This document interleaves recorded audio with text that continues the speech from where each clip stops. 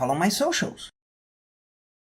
Hi beautiful people, happy Friday the 13th and welcome to another feeling around the dark room that is my mind. If the Atari had difficulty showing something sexy, the same difficulty that made Mountains and Breast indistinguishable in the start of Polygonia, when talking about horror, it was bizarrely simple. In Haunted House from 1982, you control a pair of eyes. No, it's not the darkness, because when he lights a match, all you can see is the eyes. In fact, how do you light a match?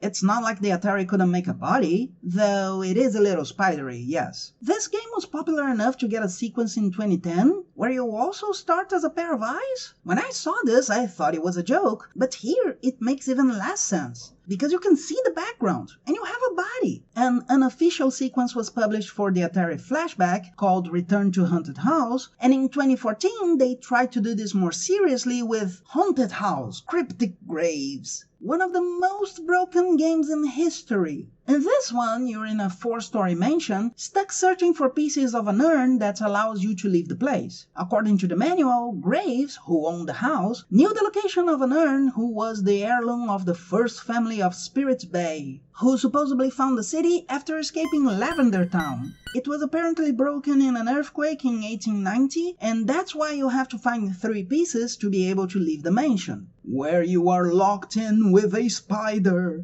a bat, and the ghost of Zachary Graves. And that's it. Go through the 6 rooms in each of the 4 floors, looking by the corners for items that show up when you are close to them. You can use matches, showing items a bit farther, but it's not really useful in my opinion. You'll have to go to the corners anyways, and your score depends on how many matches you use. Besides that, there's also a scepter, which Mr. Graves would have used to keep the ghost away. Huh.